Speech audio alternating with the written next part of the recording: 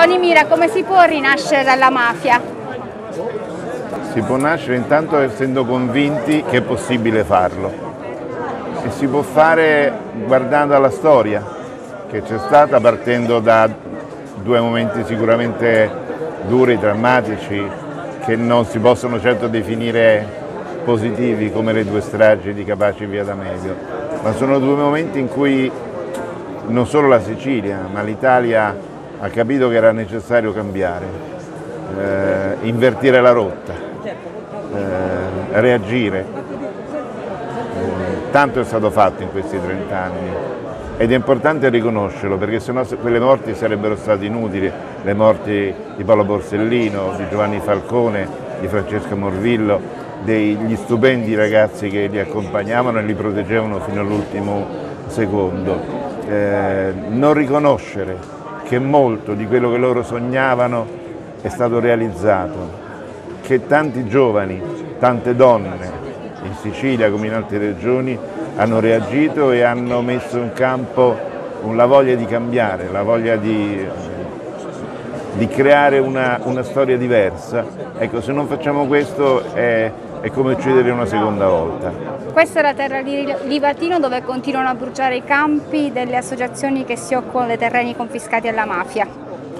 Vuol dire che lo strumento della confisca, come sapevano benissimo Falcone e Borsellino, ma ancora prima il grande Pio La Torre, che fu l'artefice, l'inventore se vogliamo di questo strumento, che lo strumento della confisca fa molto male ai mafiosi, molto più degli stessi arresti del carcere, non solo perché toglie denaro ne hanno tantissimo, ma soprattutto gli rovina la faccia, gli toglie l'immagine del potere. Togliere il potere vuol dire perdere il consenso e la mafia senza consenso non sarebbe mafia.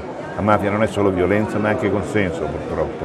Ecco, se togliergli i beni e poi riempirli di vita, di lavoro vero, pulito, riempire di giovani entusiasti come i ragazzi della cooperativa Rosario Livatino, ma di tante altre cooperative. Sono nate in Sicilia le prime cooperative sui beni confiscati, ma adesso sono in tutta Italia. Ecco, questa storia dà molto fastidio ai mafiosi. È questo dietro gli incendi? Probabile, anche perché producono bene, fanno prodotti di qualità, prodotti biologici, pagano i contratti agli operai, sono sul mercato, non vivono di assistenzialismo, vivono del loro lavoro pulito. Ecco, tutto questo dà fastidio perché è l'esatto contrario di quello che è la mafia e quelli che sono collusi con la mafia, perché ricordiamoci che la mafia da sola non camperebbe se non avesse attorno parte purtroppo della politica e parte dell'economia. Don Alessandro, lei ha detto che qualcosa è cambiato, che le stragi non sono state inutili.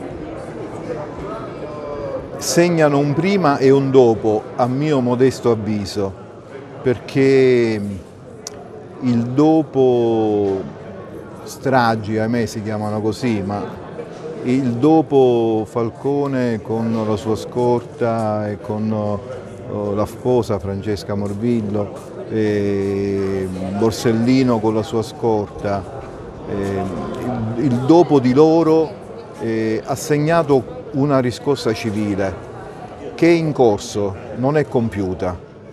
Ecco, la speranza è che si possa compiere questa consapevolezza civile, sociale, che non può esistere una quota mafia o una mafia sostenibile. La mafia, l'abbiamo detto tante volte, si è detto tante volte, è un'organizzazione criminale, con un linguaggio più ecclesiale, è contraria al Vangelo, è un Vangelo capovolto. La Chiesa si è stretta attorno alla cooperativa Livatino che ha subito degli atti incendiari. Sì, un gesto di vicinanza, di solidarietà. Non dobbiamo mai dimenticare che attorno chi combatte la mafia, chi si oppone alla mafia anche con una resistenza pacifica, non va mai lasciato solo, perché l'isolamento sappiamo quello che ha provocato nel passato, sia nei servitori dello Stato, sia tra la polizia, tra i carabinieri.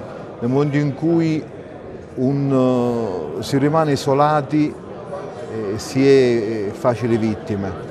E così per le intimidazioni che possono avere le cooperative sociali, che possono avere coloro che hanno avuto assegnati beni confiscati perché se ne faccia un uso sociale, vengono restituiti alla società.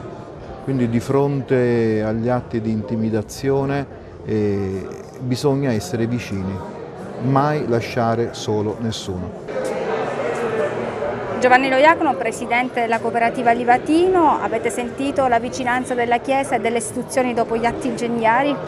Sì, subito dopo si è mobilitata sia la Chiesa ma anche la società civile a darci dei messaggi di solidarietà, di vicinanza e incoraggiarci nel proseguire con il nostro impegno e il nostro lavoro.